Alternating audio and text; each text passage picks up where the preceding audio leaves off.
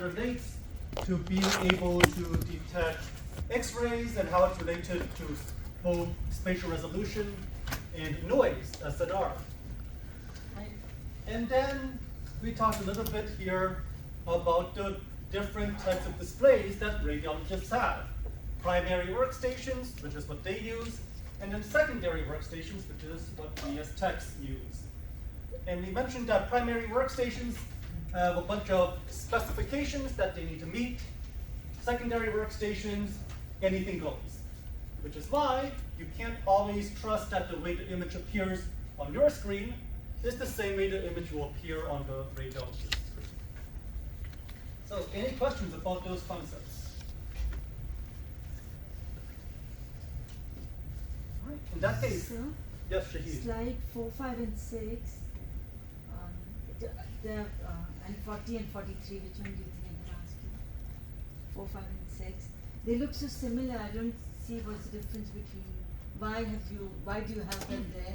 And I couldn't tell what you're trying to explain in these 3 slides. So these 3 slides is here to explain the difference between dynamic range and exposure latitude.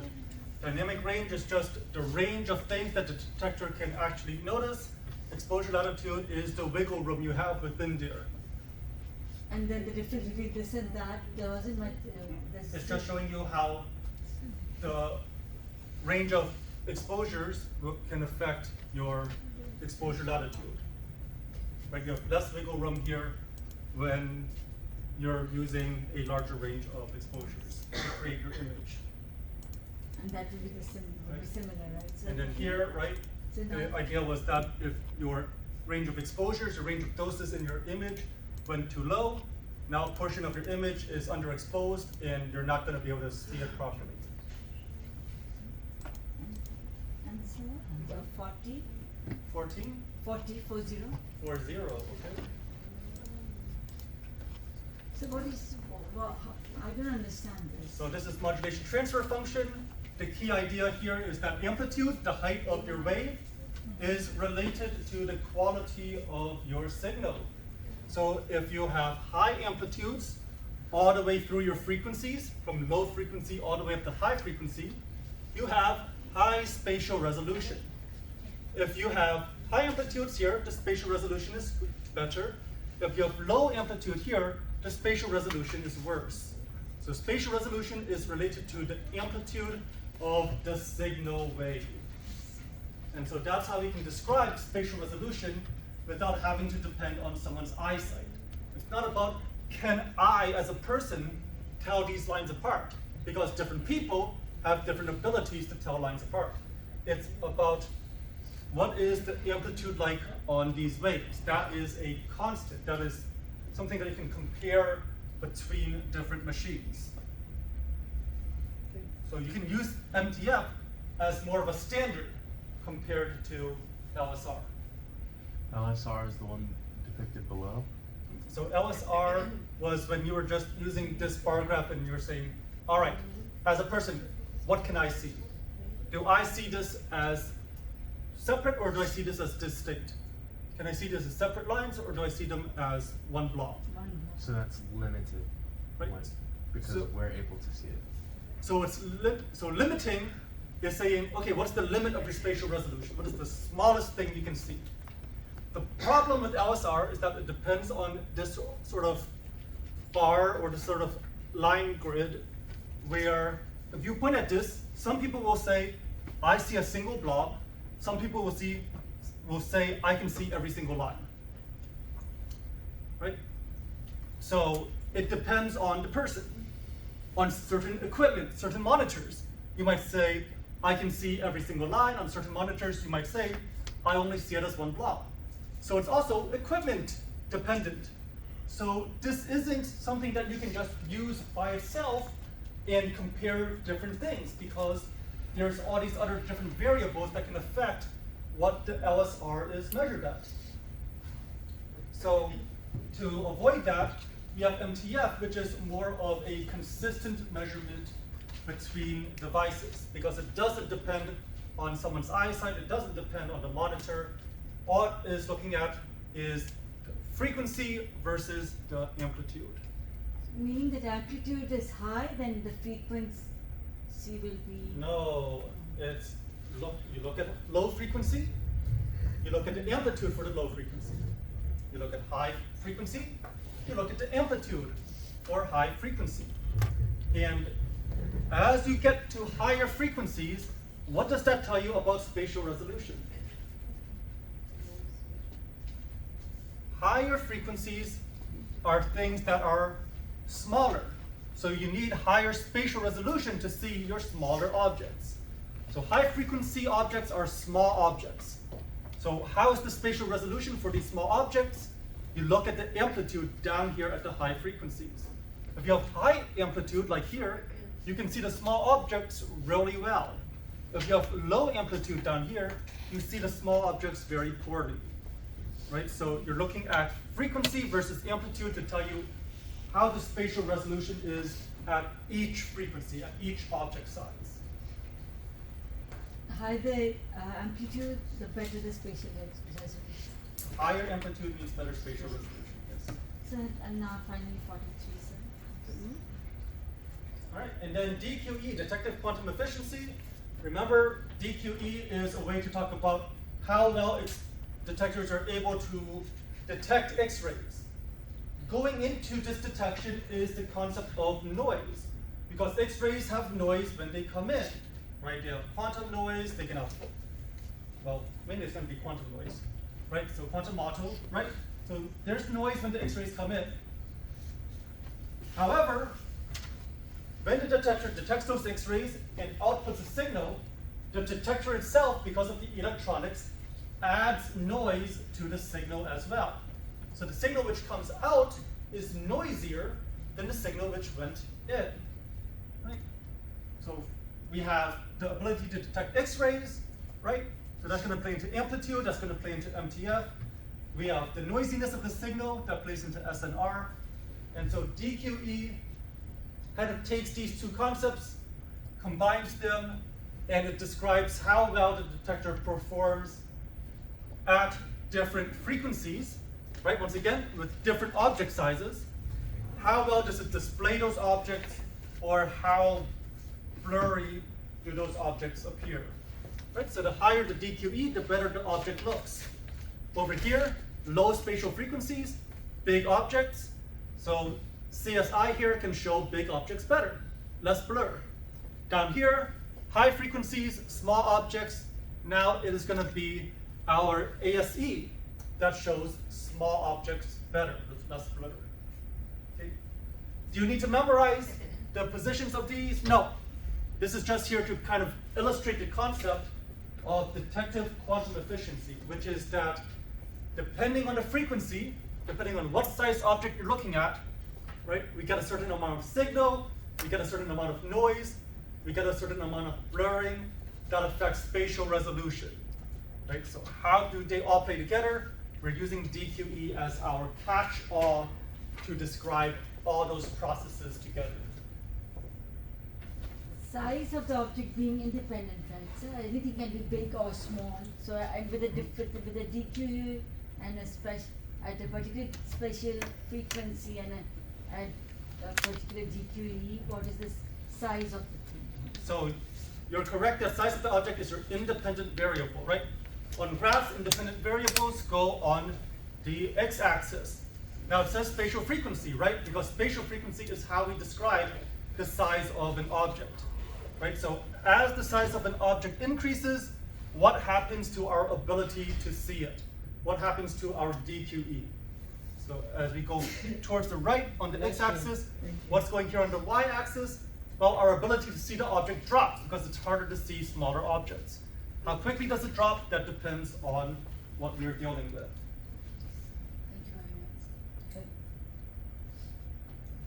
But the idea is that these three concepts are all sort of interconnected. They're all ways to sort of describe spatial resolution, and then DQE also has the benefit of talking about things like noise, it talks about things like detector efficiency.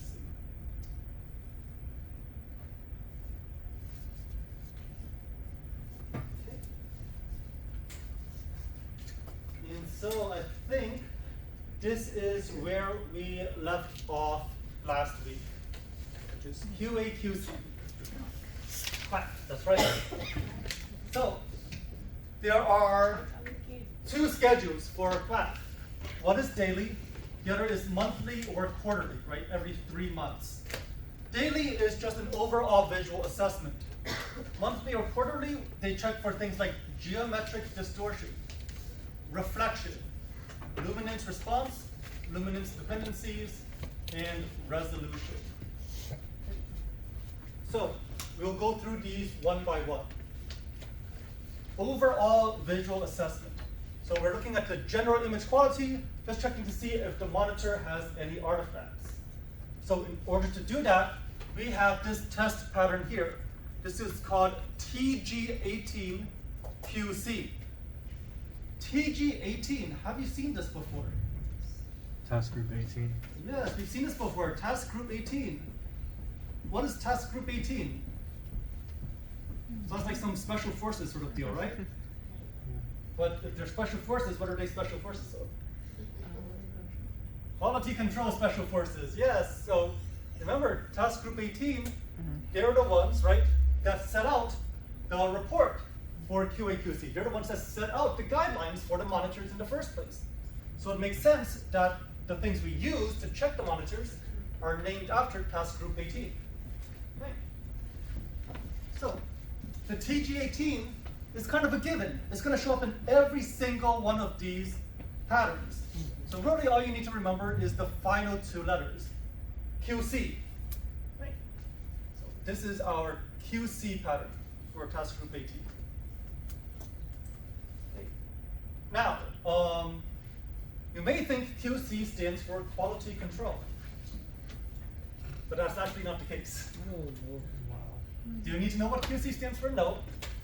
But if you want to learn it, because you think it will help you remember it better, you are free to do so.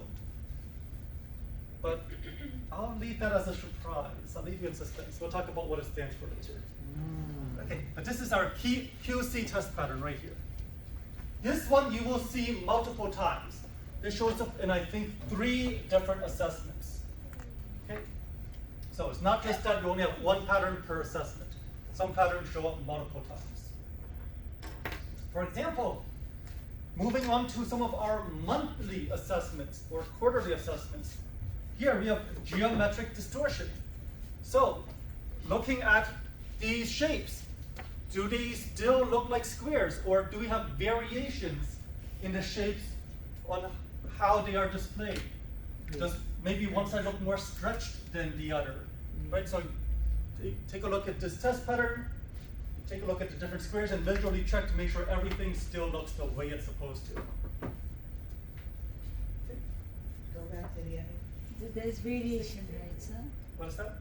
There's variation. This one side looks better, stronger than the other. No, so this is for the monitors. This has nothing to do with the tube, has nothing to do with the receptor.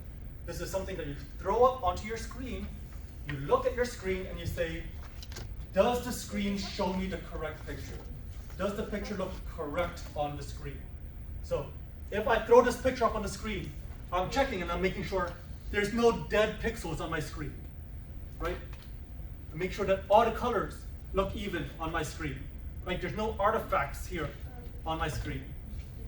Here, for geometric distortion, I'm making sure that the top isn't accidentally stretched, the bottom isn't accidentally shrunk, right? I'm making sure that it doesn't look longer or smushed or more narrow than it should be. Everything looks the same. Everything looks correct as the image should be. Even though a portion of it is vague, and once the right portion is vague and the left portion is clear, sir. What do you mean vague and clear?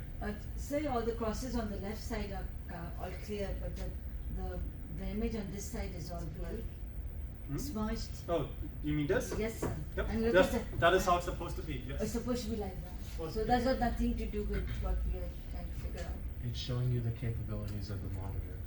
That So can show that we it can can also go It perfect can also. show super good or super bad. All right.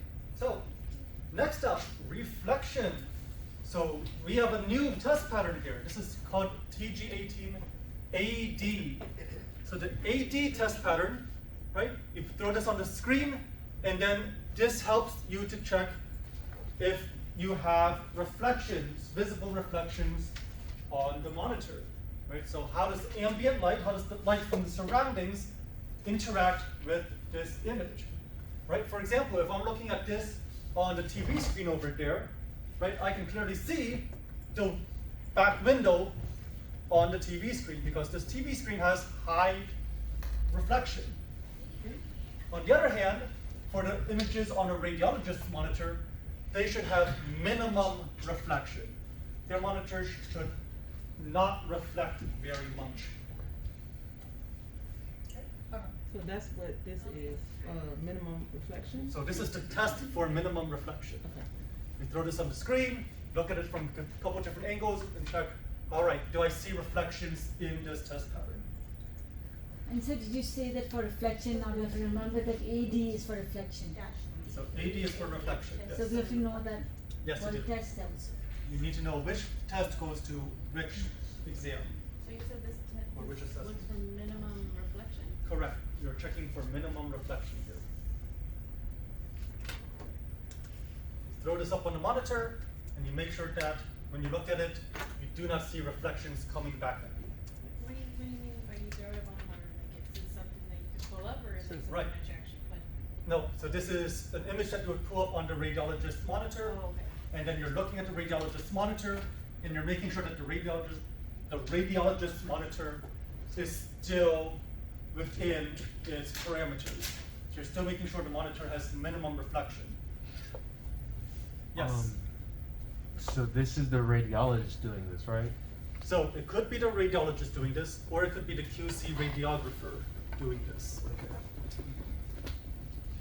So yes, if you are registered in QC, right, which is something we discussed during first semester as something you could be registered in, right? You may do something like this. This QC is not the same as the TG18 QC radiographer. What do you mean? Remember you said QC will tell us later, TG18 QC? Ah, yes, So that's this easy. is not the same QC Yes, so radiographer. normally when I say QC, I am talking about quality control, yes, So that's quality control radiographer. correct. The test pattern is something else. Quantum control. Quantum Hmm. control. That's what I thought. Quantum control. Okay, I'll ask for your guesses before I show them to you. Mm. All right, here Computing. we have luminance response, right? So luminance response is how bright is the monitor. So the monitor says, all right, I'm giving you this brightness. But then you take a look at it and you're like, well, does it actually look like that brightness? Right? So looking for variations in display luminance values versus input values from the display system. So input values from the display system. I'm telling you, I'm giving you this much luminance, and then you take a look at the actual output. Is that actually what I am seeing from this computer monitor? So we have TG18 LN01. We have LN08, LN18, and then we also have TG18 CT. So this one isn't too bad because it has the 3 LNs, right? The 3 LNs all go to luminance response. Okay, and you can think of luminance looking like LN, right? Luminance, right? Luminance, LN, right? And then you have CT here, which is all of these colorful squares, all these colorful tiles at once. There's a- Do we have to memorize those, that those go with luminance response? The LN and LN control? So I am going to ask you to generally know the test pattern, right? So if you see something pop up that's a giant gray square with another gray square in the center, I expect you to know it's the LN series. I'm not going to ask you if it's LN01 or LN08 or LN18, right? I'll make sure that answer choices are different enough. And as long as you know that square with smaller square in the center is LN, you should be able to get it correct. So but there's no none image like the one with the big with the smaller inside. Big square, Oh, I see. small square. Yes. Oh my God! Oh, So I I didn't see. even notice that. I was just looking at the small one. So, thanks. Sir. It's good. How many squares are on this image? Those are the A lot of worst. squares. Alright, Make sure you count the biggest one. So that's the correct. criteria. So is the brightness the same, and is the brightness what it says it should be?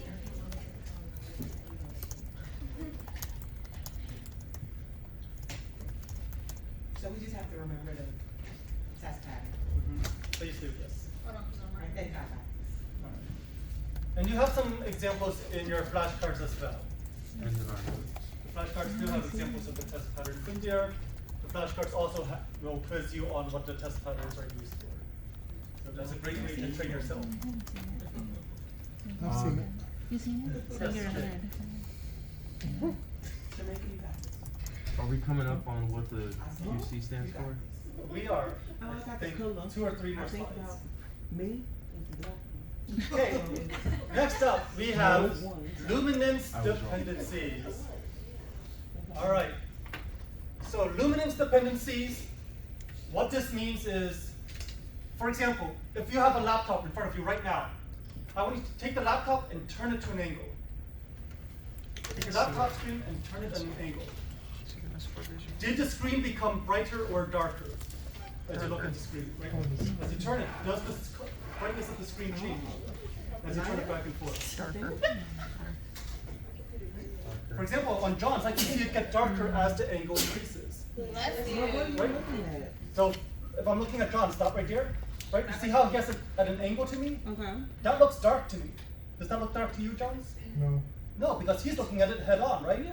But if So if you turn take it the forward- monitor and you turn Oh, it yeah. at an angle to yourself, a lot of times you notice that it looks darker, right? It's like a privacy screen. Right, it's the same idea as a privacy screen, but privacy screens take that concept and raise it up to 10, right? They make it so that any slight angle change darkens the screen. You see it now? But even on a normal screen, if you just turn it, you will see that it gets darker, right? For example, if I do this, if I'm looking at my monitor like this, it looks darker at this angle compared to this angle. Yeah, and then keep on the way, yeah. So that is what we're checking for with luminance dependencies. Any non-uniformity, right? Any change due to the effects of viewing the image at different angles. Does that make sense? So look for any change when looking at the. Right, so if we look at the monitor, if we look at the image from different angles, do we see a change in the luminance? Do we see that the color changes if I do this versus this, right? Does it depend on the way the radiologist is facing the monitor? If the radiologist has a monitor directly in front of them and a monitor off to their side, and you look at the monitor over here to the side, right? Is the fact that it's not directly in front of them going to change the brightness? Is it going to change how the image looks? Right? That's what luminance dependencies is checking for. So we have 2 test patterns, UNL10, UNL80. Mr. Phung. Yes, So it's like any changes in the image at a different angle correct, on the monitor. correct. Okay. Thank you. So once again, it's not about angling your tube or anything, right? It's not about the patient being angled. This is all dealing with the radiologist's monitor. Right now, we're only talking about the radiologist's monitor. Because if the test patterns look different on the monitor, then you can bet that an X-ray will look different on the monitor if they look at it from different angles. And that may affect how they read the X-ray. So we want to make sure that things are in line with the specifications set out by TG18 so that we have monitors that are performing correctly so that radiologists can read the images correctly. So luminance dependencies depends on the different angles. Some, go ahead. Sorry, you're gonna mix them up, aren't you, like on the test, like whether it's the radiologist read versus like the, what is it, primary and secondary? Yeah. Yeah. So I'm glad that you're already thinking about that. Very good job. Okay. So UNL, right, doesn't stand for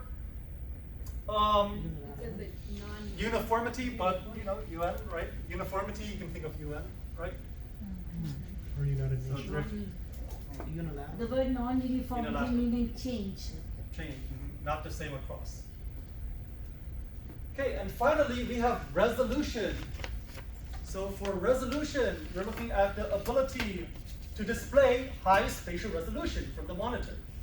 So once again, we've got our TG18QC, which you remember from earlier was also used for like our basic quality control, right? Our basic daily assessment. And over here we have CX, TG18CX. Okay, once again, we see that both of these have these sort of patterns here in the middle, right? That lets us test for spatial resolution better.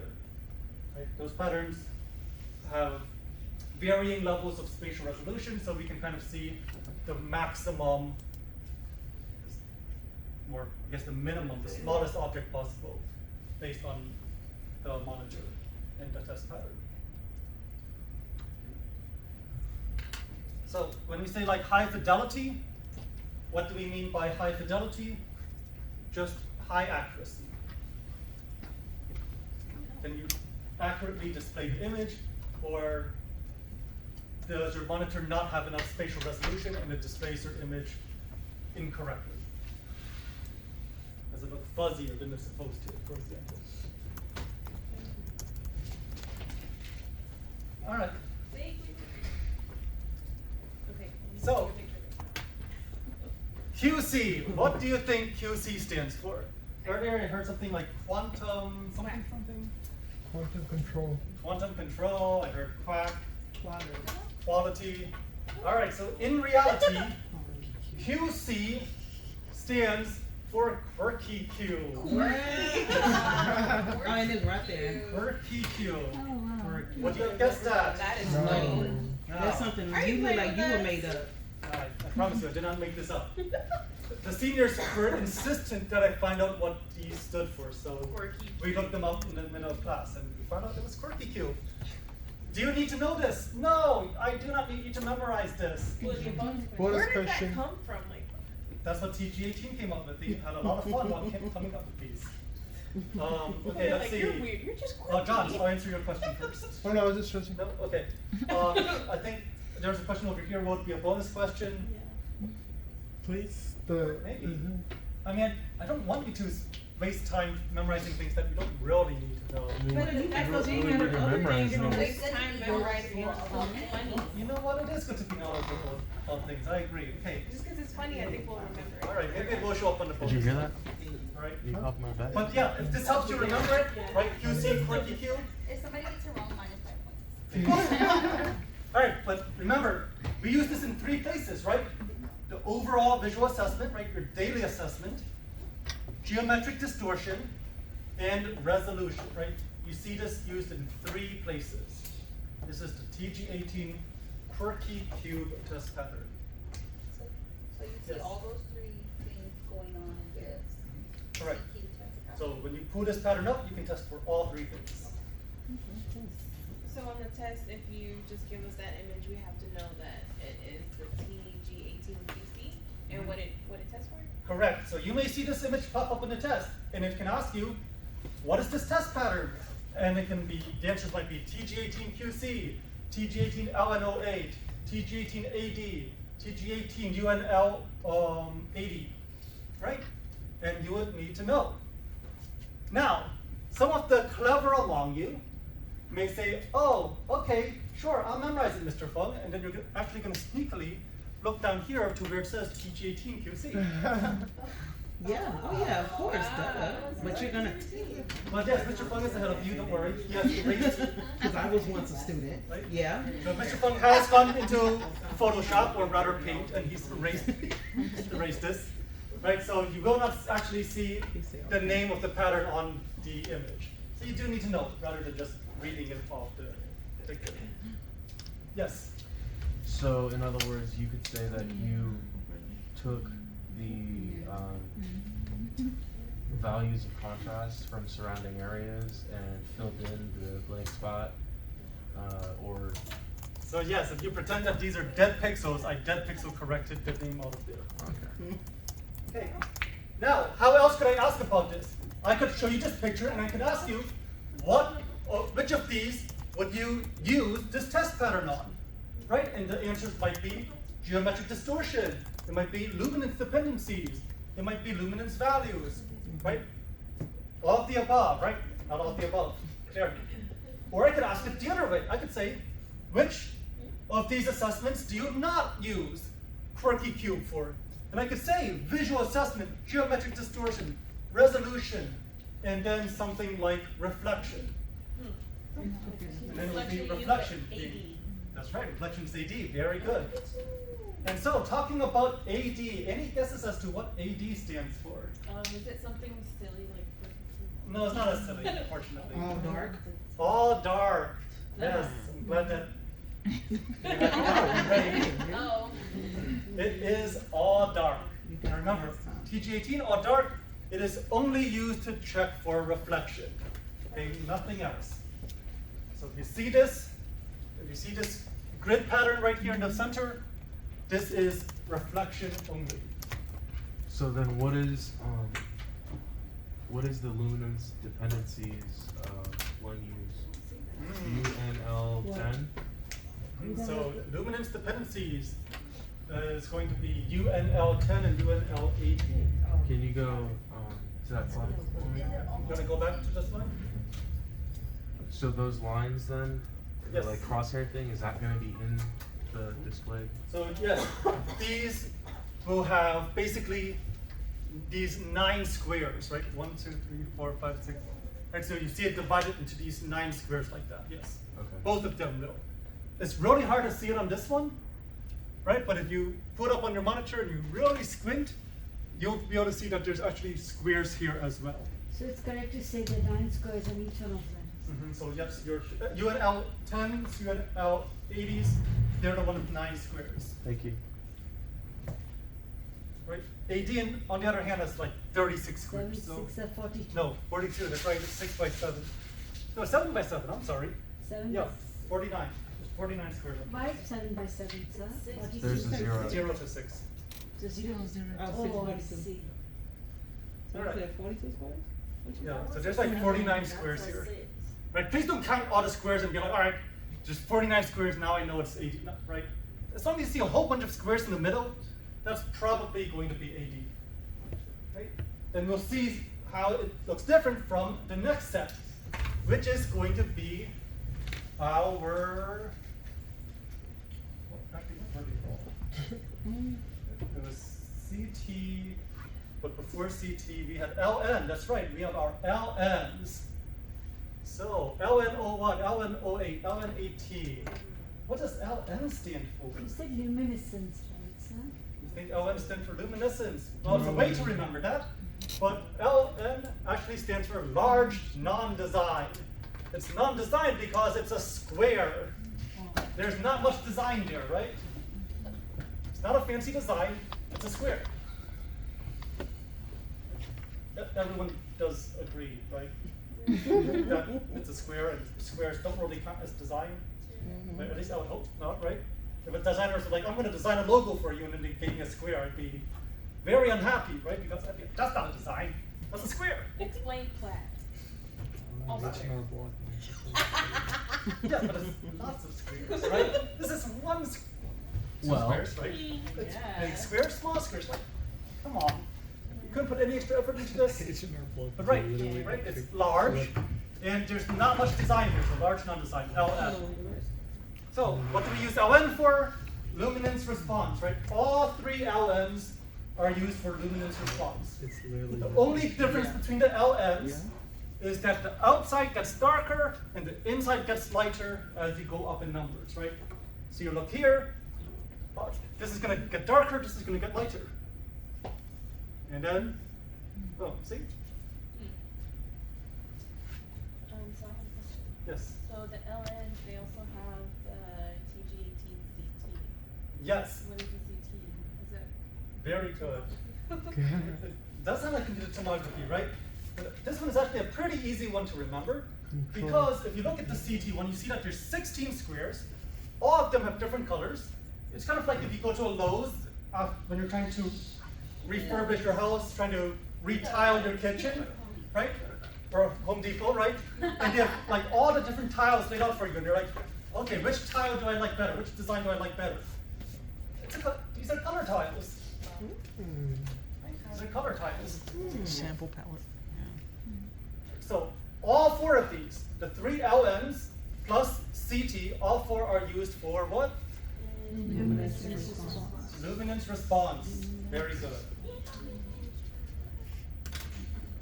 I don't get the reference, I'm sorry. Oh no, on the minion. Ah. I see. I've actually not watched any of the Minions. Oh. So you still don't get the response. I still don't get the reference. He's saved. But at least I understand that's from Minions now. Oh, wow. So I I'll get, show you during study hall for you. That'll be your task for the weekend. okay, so I'll have homework for the weekend, so. Watch the movie. Yeah, we can watch on Disney Plus. No. Alright, I'll try and watch it after They're on Black Netflix. Panther. Oh, we watch on Netflix. Okay, next one up. UNL10. So, uniformity not looking. I have no idea who came up with this name. I don't know what grade they made in English, but I do not understand the grammar of this. Nothing of this makes sense, but because it's so weird, it actually does kind of stick. Uniformity not looking. So here we're looking at those luminance dependencies. Is the luminance uniform, is it the same no matter what angle you look at the monitor, right? Uniformity not looking. So this is luminance dependencies and the other one was? Luminance The other one was luminance response. So that's then, those were the three. Right. Once again, right, if you're one of those really clever, really sneaky people, you may notice that there actually says it at the top here. Right? TG18, UNL10, right? Or on the bottom. Oh, well, this one I actually stuck on myself. Oh. But yes, so yes, you do actually have that up there. So when you're using the test pattern, you'll know what test pattern you're using. But on the exam, I am going to make that disappear. So please don't depend on that, right? So you're only gonna give us like the squares. So, Whatever so square. I'll give you this whole thing, but I'm gonna erase this top. part. Okay. But you'll leave that one in the bottom. No. That part doesn't come with the image. He put that there. Yeah, that's separate. So, but the other squares that we did, how do you tell the difference between those and these? What is that? We just did some squares before. So, right? 9 squares, 16 squares, same color, different colors. Okay? So CT, right? The squares are all separated, they're all apart in this nice grid, right? With AD, all the squares are smushed together into a single grid, right? And then here, UNL10, they're super spread out, right? 9 big spread out squares. That's your uniformity not looking. Right, you have 10 and you have 80. And I promise you, if you look really carefully, there are these lines here for squares. It's just really hard to see on this projector. Yeah. You might be able to see it better on the TV screens. Almost. And then finally, CX, cubes exciting with an X for exciting. So this was our resolution test pattern. So this is TG18CX.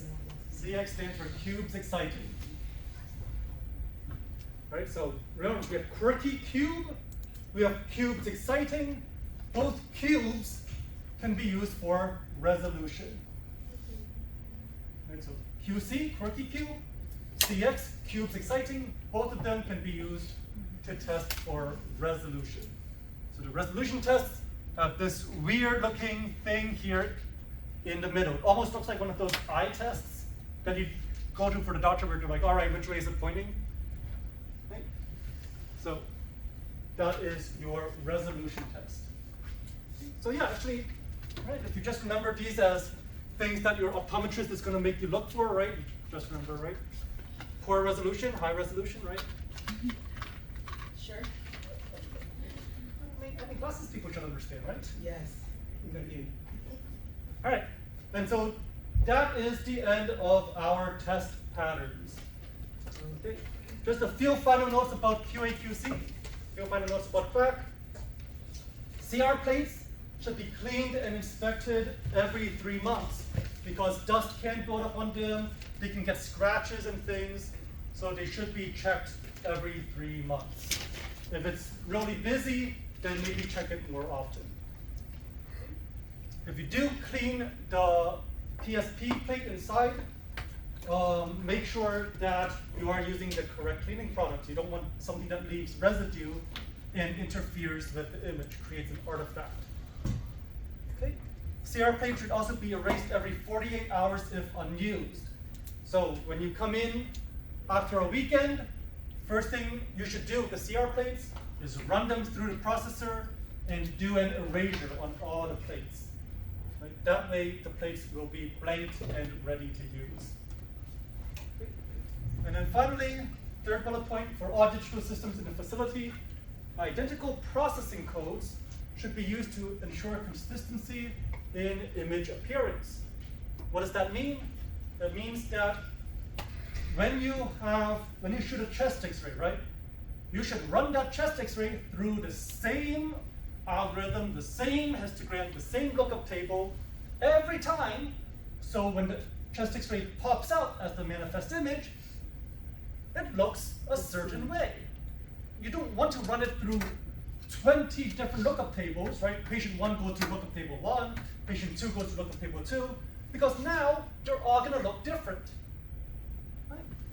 Even if you have just the same patient, you run them through different kind of lookup tables, the appearance of the image will look different for each one. So you want to make sure that you're processing the image, right, the same way every time, so that you have uniformity in image appearance.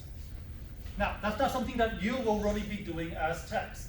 That's going to be more something that is set up already at the facility. Okay, but something to keep in mind. So does the CR plate get affected with the sun, radiation from the sun? No, it's not like a film screen. No. All right, let's take a 10-minute break. It's 1:20 right now. Please be back at 1:30. If you want to stretch, I'll be up here and you can just join me in stretching. Question. So how would Yes. Hold on, should I make it first? You said when you shoot a chest, you run it